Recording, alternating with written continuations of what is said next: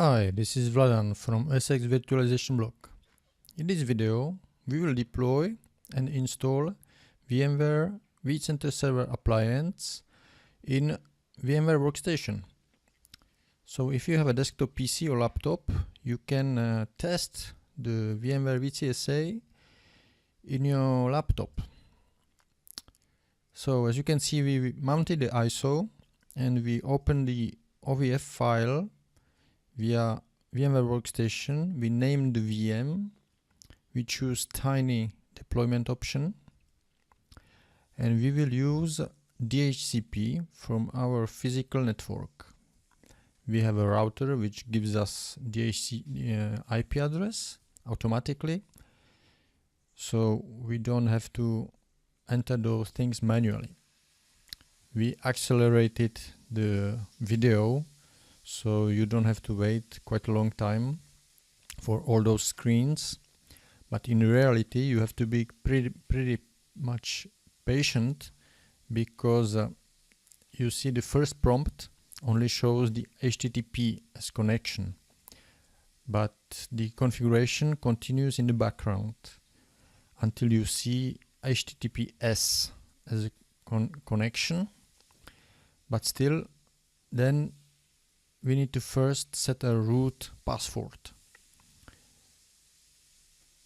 And to do this, just click the F2 button and enter the root password of the appliance. So far, it's very easy. We have the defaults and we use DHCP, which is the easiest to do. Like this, you don't make any errors. As you can see, our machine took 10.10.1.120 as the IP address. So right now we can connect to this address via our web browser.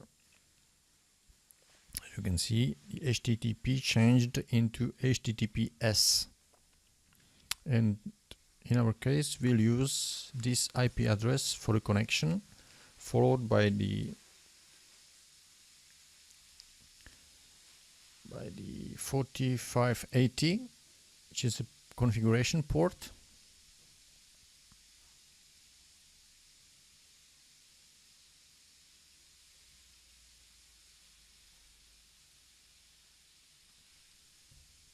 And as you can see, the configuration, the installation still continue in the background, because there were some RPMs which needed to be installed. So the process is pretty long. And here we can continue with the configuration by entering SSO information and SSO administrator password. We do not need to join the VMware CEIP. And again, we accelerated the clip. It takes really long time otherwise for all these services to be installed and configured. And here, as you can see, no, this doesn't work. We tested this. So let's try via the IP address, and this works. So here we can connect to the appliance to change the networking if we want to put a static IP. So you can see, you can do it here. You can also change the DNS information, but for now we leave it as is, and we just continue to log in to the VCSA. We are using the HTML5 web client, and we should be able to log in, even though the process is pretty slow as the service is starting up in the background. So it takes some time for the first login, but at the end we will manage to get through.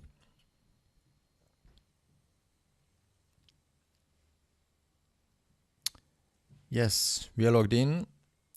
So, and this is it. We've actually installed and configured VMware VCSA 6.7 in our lab by using only a desktop PC and VMware Workstation. Okay, thanks very much for watching. Bye bye.